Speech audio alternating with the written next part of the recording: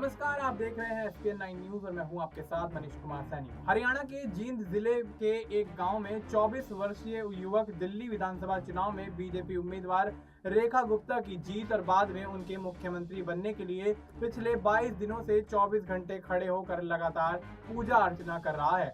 गांव के निवासियों ने अब यह दावा किया है कि नंदगढ़ गांव के ग्रामीणों ने कहा है कि भगवान ने प्रवीण की प्रार्थना सुन ली और रेखा गुप्ता को दिल्ली का मुख्यमंत्री बना दिया।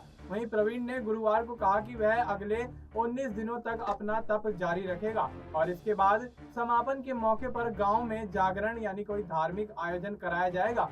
छात्र जीवन से राजनीति में कदम रखने वाली और पहली बार विधायक रेखा गुप्ता ने गुरुवार को दिल्ली की मुख्यमंत्री के रूप में शपथ ली। साथ ही आपको यहाँ ये बता दें कि हरियाणा में जींद के जुलाना क्षेत्र का नंदगढ़ गांव रेखा गुप्ता का पुश्तैनी गांव है।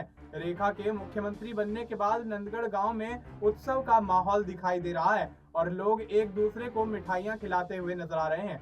गांव में प्रवीण पिछले 22 दिनों से एक मंदिर में खड़े होकर प्रार्थना और ध्यान करता हुआ दिखाई दे रहा है। नंदगढ़ के पूर्व सरपंच हरिओम शर्मा ने गुरुवार को ये बताया कि प्रवीण ना तो बैठता है और ना ही लेटता है। उन्होंने कहा कि वह बमुश्किल इस खाता है और बीच बीच में शौच के लिए जाता है।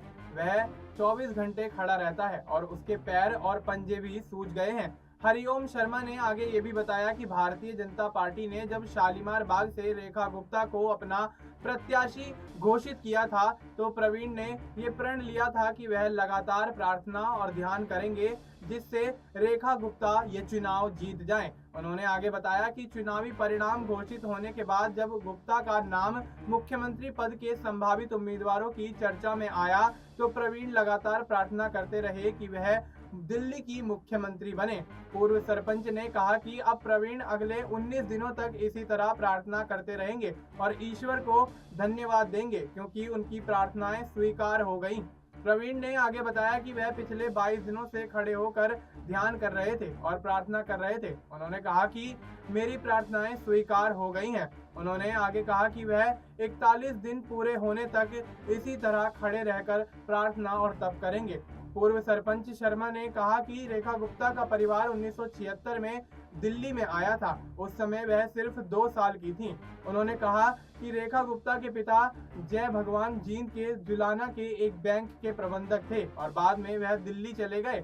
रेखा गुप्ता के दादा मनीराव की गांव में एक दुकान थी। हरिओम शर्मा ने यह बताया कि उनके परिवार ने गांव में एक शिव मंदिर का निर्माण भी करवाया था। उन्होंने आगे बताया कि रेखा गुप्ता कभी कभी गांव आया करती थीं। उनके चाचा सुशील कुमार ज्यादातर गांव में ही रहते थे।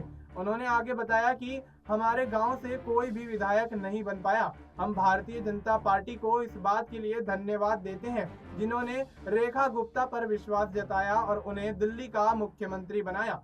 फिलहाल आपको इस मुद्दे पर क्या कुछ लगता है, आप अपनी राय हमें कमेंट करके बता सकते हैं। बाकी देश और दुनिया से जुड़ी तमाम जानकारी के लिए आप देखते रहिए SPN9 न्यूज।